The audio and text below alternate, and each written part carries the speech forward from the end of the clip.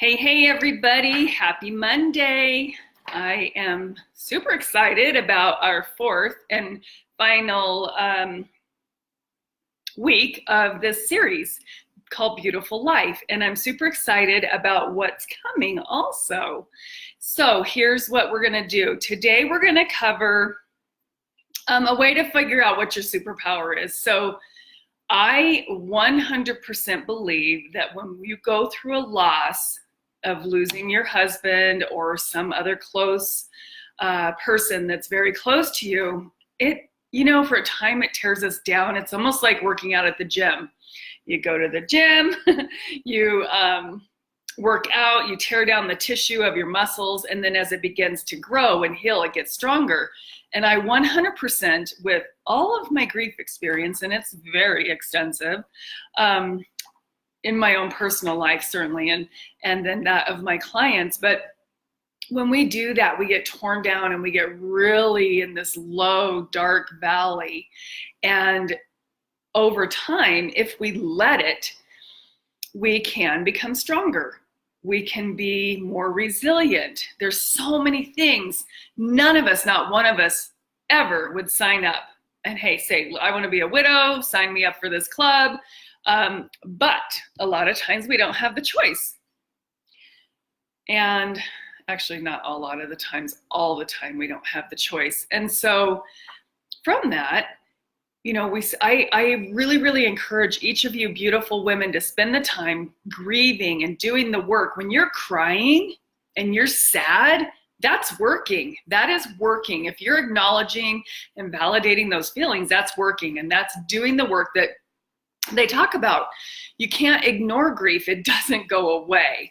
So what we're going to do today is we're going to uncover some of your values and your core strengths and what you stand for. What do you get excited about? And what would you, jump in front of a bullet for? What would you, above all else, put that's so important to you? So start thinking about that. What is so important to you that you won't let anything get in the way with it?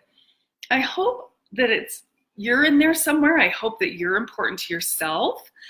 We're going to also work on figuring out your own superpower. So losing someone, as I said, can make you so much stronger. There's no way in the world to tear something completely apart, which is you and your heart and your soul and your being, without it coming back stronger. And so when we let ourselves get stronger and we tap into creative ideas and ways to survive this horrible, horrible thing, there's no way that you can't come out as a better person and be stronger than you were before. So we can sabotage ourselves. We can absolutely see the signs and do whatever we can to keep ourselves in grief. We can, if we see ourselves getting happy, we feel guilty and we want to shrink back and kind of go back inside of ourselves again because we're not supposed to be happy, right? Our husband's dead. So that's what that self-sabotage is about. And it'll really postpone that healing component that we all so badly want and so badly need. So we can go, here's what I noticed in my grief. I went from being this super strong, resilient, confident woman to be feeling very vulnerable and very fearful and very defensive. That's the word I'm looking for. Very defensive.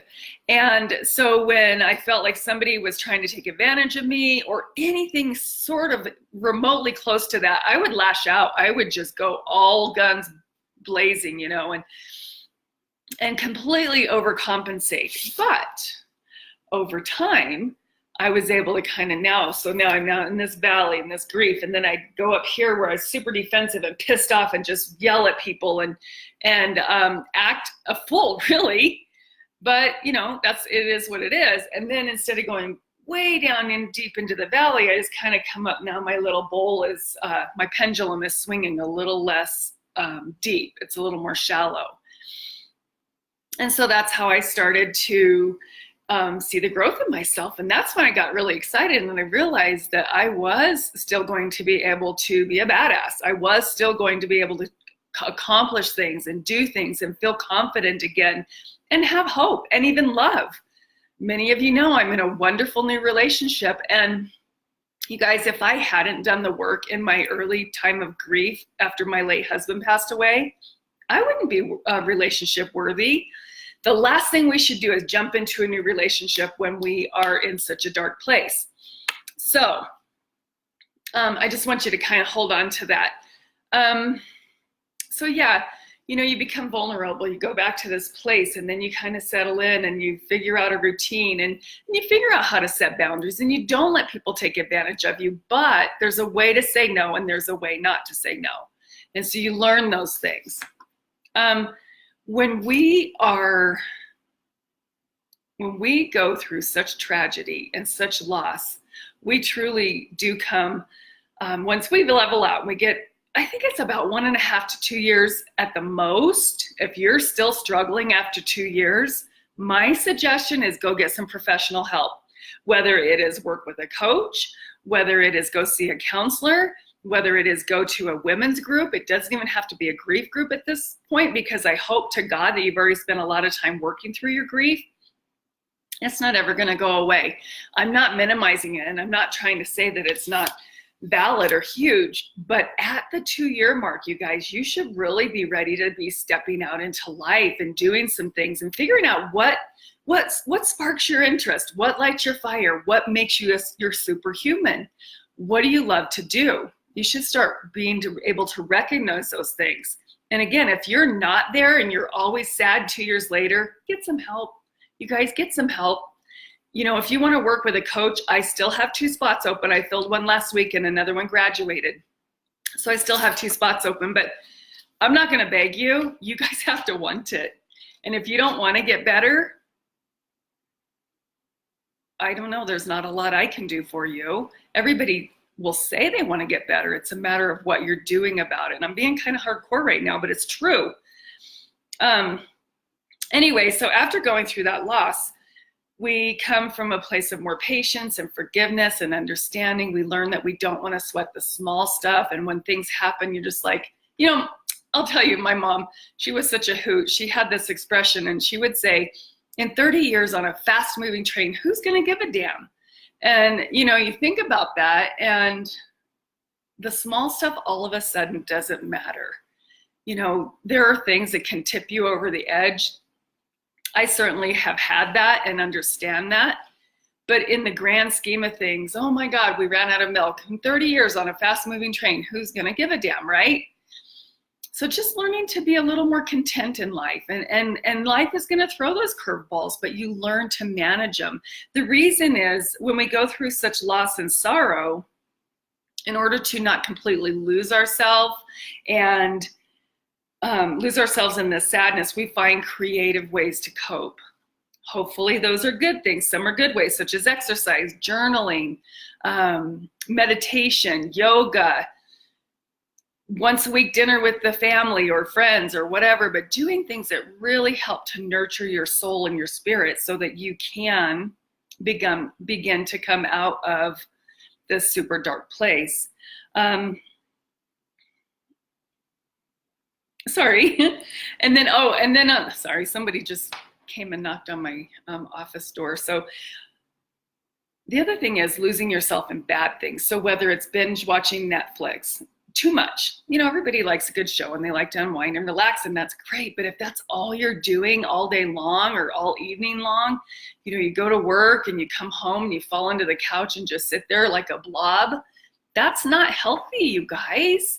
Once in a while to watch a funny movie, that's good for you. Of course it's good for you, but spending all of your time binging on Netflix or Amazon Prime is not going to serve you in your future.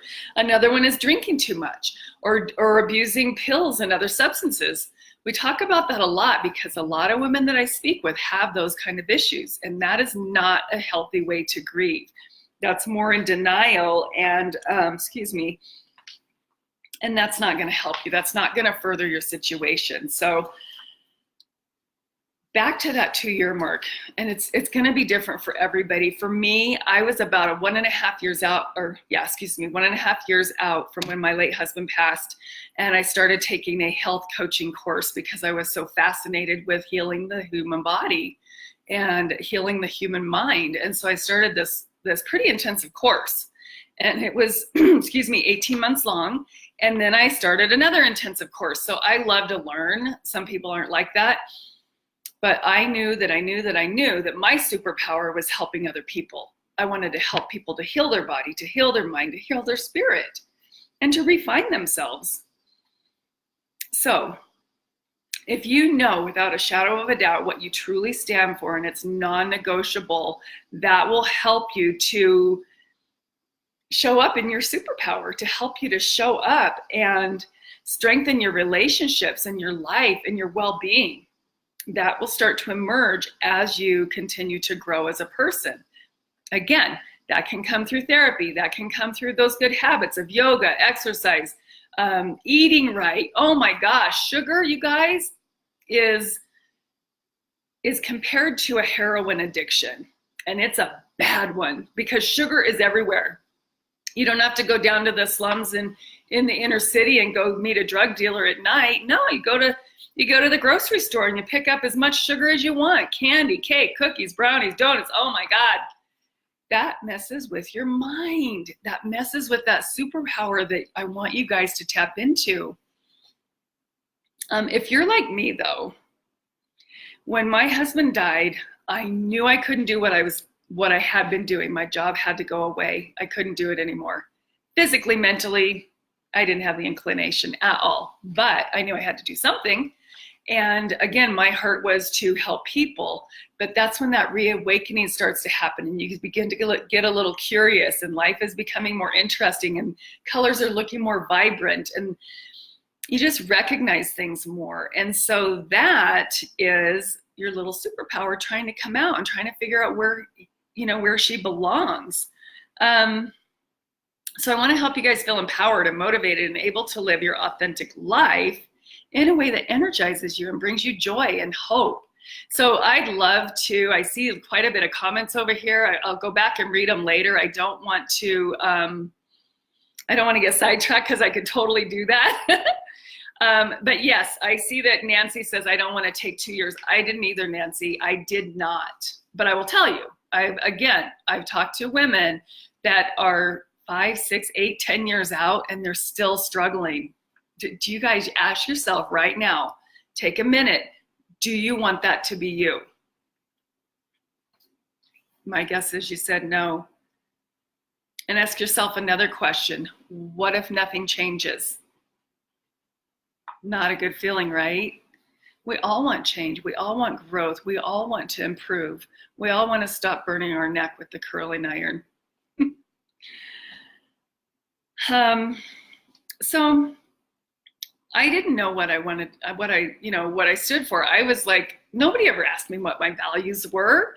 Here's what my values are though. I have integrity. If I give you my word, I'm going to keep my word. I want to help. I want to give more than I take. I want to serve the world. I want to make the world a better place, one woman at a time. It's like the ripple effect. Let's just say I help 5 or 10 women and they all help 2 to 3 or 4 women. That doesn't mean you have to be a coach like me, but that could mean that you do something kind and you volunteer. Imagine how, and then those people help in that whole ripple effect. I don't even have to demonstrate that because we all know what that is.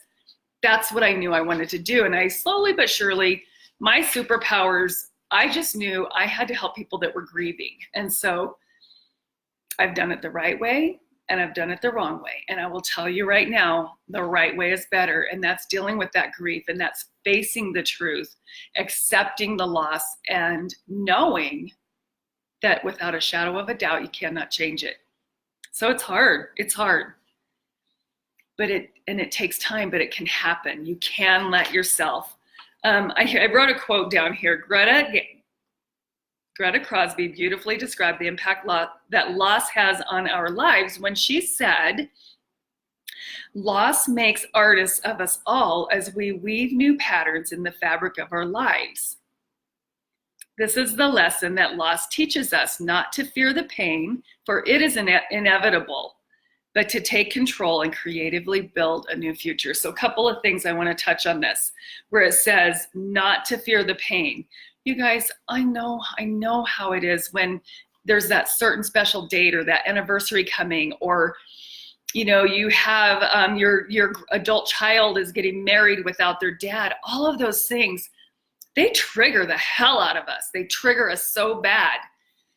But don't fear it, man. Just pull it out, unpack it, spend some time alone and spend some time with your higher power. Spend some time on your knees praying and asking God to give you, the next right step and to give you peace in your heart while you try to find it. That's when you're dealing with it. That's when you're doing that work that we keep hearing about. Grief is work, and it is not for the weary person. You're so much stronger than you ever thought you would be, okay? So loss requires us to find creative responses in order to find meaning and heal. And I just want you to know that wanting to heal and wanting to be happy again and wanting to look forward to your life again does not mean that you will forget the past and that you will forget your late husband. It does not mean that. There's room for all of it. God created this amazing, strong, resilient, spacious heart where we can do all of that. We can remember and honor our loved ones that have gone before us, but we can also be happy and work in our own strengths and figure out what our own values are. What do you guys, if you had to name, I see, what do we got? We have 8 people here. If you had to name one thing, one characteristic or one value of yourself, what would it be? Go. I'm just curious if you know what it is, because I didn't. I knew I was honest. I knew that I only wanted what was good for others, actually to the cost of myself. I always used to put others before myself, and that's such a bad idea, such a bad idea. So it took me a while. That's when my reawakening started happening. That's when I started figuring out, okay, I'm a human being. I'm on my own. My kids are raised. My husband's gone. I have to figure this out. Nobody's going to do it for me. And I had a couple of big surgeries with complications and back in the hospital a few times. Thank God I have good friends because they helped and they pitched in where I would have otherwise had my husband do it. God is always going to feel that need. There's always going to be somebody to help you. And if there's not, then I want you to ask yourself this: how am I treating my friends? If I can't count on a friend, is it because I haven't built that kind of a relationship? I spoke with a gal last week and she says, I don't have any girlfriends. I have nothing. I have a few women I see at church to say hello, but I don't, this gal actually had cancer and she says, I don't want to bother them with it. Well, if you don't feel good about finding a trustworthy friend and sharing your innermost thoughts, no one is going to do the same for you. So you're just kind of butting up against a wall at that point. So foster some good relationships. You have that superpower. You have the ability to empathize and extend compassion and love and care for other people. And if you don't, then there's more work that needs to be done. That's what I'm saying. Go see a therapist, work with a coach. I can work with you if you want, but all of those things are what make your superpowers. I just envision, you've heard that expression, you can peel an onion one layer at a time.